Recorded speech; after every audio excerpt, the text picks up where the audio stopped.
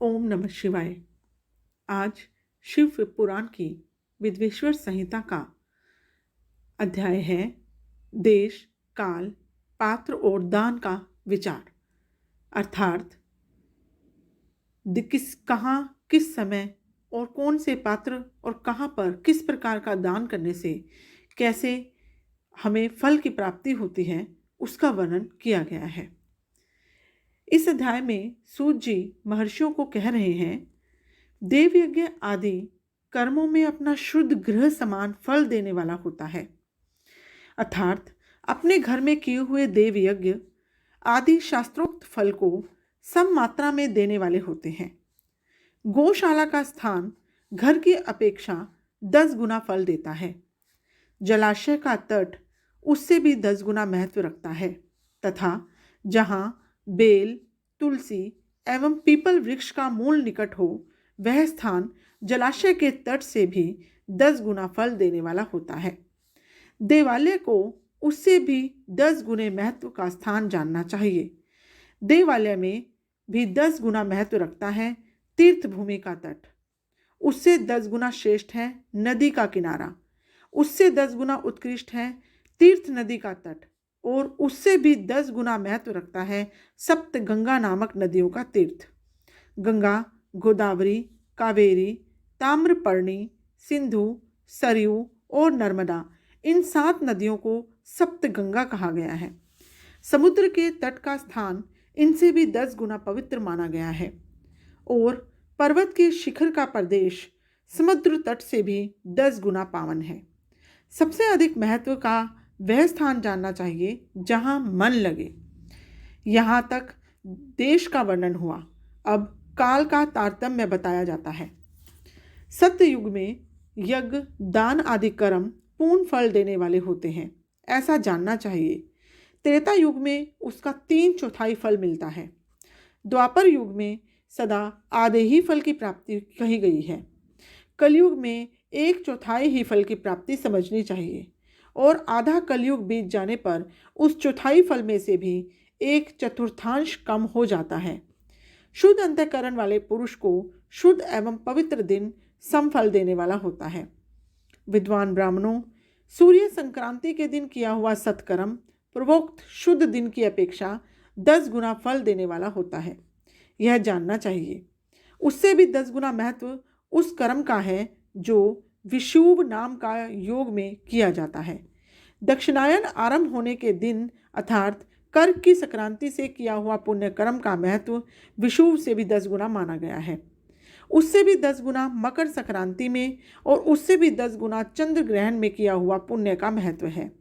सूर्य ग्रहण का समय सबसे उत्तम है।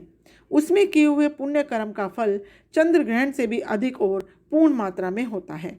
इस बात को विज्ञ पुरुष जानते हैं। जगत रूपी सूर्य का राहु रूपी विष से संयोग होता है, इसलिए सूर्य ग्रहण का समय रोग प्रदान करने वाला है। अतः उस विष की शांति के लिए उस समय स्नान, दान और तप करें। वह काल विष की शांति के लिए उपयोगी होने के कारण पुण्यप्रद माना गया है। जन्म नक्षत्र के दिन तथा व्रत की पूर्ति के दिन का समय सूर्य ग्रहण के समान ही समझा जाता है, परंतु महापुरुषों के संग का काल करोड़ों सूर्य ग्रहण के समान पावन है, ऐसा ज्ञानी पुरुष जानते हैं। तपोनिष्ठ योगी और ज्ञाननिष्ठ यति के पूजा के पात्र हैं, क्योंकि ये पापों के नाश में कारण होते हैं। जिसने 24 लाख गायत्री का जप कर लिया हो, वह ब्राह्मण भी पूजा का उत्तम पात्र है। वह संपूर्ण फलों और भोगों को देने में समर्थ है। जो पतन से त्राण करता अर्थात नरक में गिरने से बचाता है, उसके लिए इसी गुण के कारण शास्त्र में पात्र शब्द का प्रयोग होता है। वह दाता का पातक से त्राण करने के कारण पात्र कहलाता है। गायत्री अपने गायक का पतन से त्राण करती है, इसलिए वह गायत्री कहलाती है। जैसे इस लोक में जो धनहीन है वह दूसरे को धन नहीं देता, जो यहाँ धनवान है वही दूसरे को धन दे सकता है, उसी तरह से जो स्वयं शुद्ध और पवित्र आत्मा है वही दूसरे मनुष्य का त्राण या उद्धार कर सकता है। जो गायत्री का जप करके शुद्ध हो गया है वही शुद्ध ब्राह्मण कहलाता है। इसलिए दान, जप, होम और पूजा सभी कर्मों के लिए वही शुद्ध पात्र है। ऐसा ब्राह्मण ही दान तथा रक्षा करने की पात्रता रखता है। स्त्री हो या पुरुष, जो भी भूखा हो वही अन्न दान का पात्र है। जिसको जिस वस्तु की इच्छा हो उसे वह वस्तु बिना मांगे ही दे दी जाए तो दाता को उस दान का पूरा पूरा फल प्राप्त होता है। ऐसा महर्षियों की मान्यता है। जो सवाल या याचना करने के बाद दिया गया हो वह दान आधा ही फल देने वाला बताया गया है। अपने सेवक को दिया हुआ दान 1/4 फल देने वाला होता है। विप्रवरों, जो जाति मात्र से ब्राह्मण है और दीनतापूर्ण वृत्ति से जीवन बिताता है, उसे दिया हुआ धन का दान दाता को इस भूतल पर 10 वर्षों तक भोग प्रदान करने वाला होता है। वही दान यदि वेद वेता ब्राह्मण को दिया जाए तो वह स्वर्ग लोक में देवताओं के वर्ष से 10 वर्षों तक दिव्य भोग देने वाला होता है। शील और उच्च वृत्ति से लाया हुआ और गुरु दक्षिणा में प्राप्त हुआ अन्न धन शुद्ध द्रव्य कहलाता है। उसका दान दाता को पूर्ण फल देने वाला बताया गया है। क्षत्रियों का शौर्य से कमाया हुआ, वेश्यों का व्यापार से आया हुआ और शूद्रों का सेवा निवृत्ति से प्राप्त हुआ धन भी उत्तम द्रव्य कहलाता है। धर्म की इच्छा रखने वाली स्त्रियों को जो धन पिता एवं पति से मिला हो उनके लिए वह उत्तम द्रव्य है। गो आदि 12 वस्तुओं का चैत्र आदि 12 महीनों में क्रमशः दान करना चाहिए।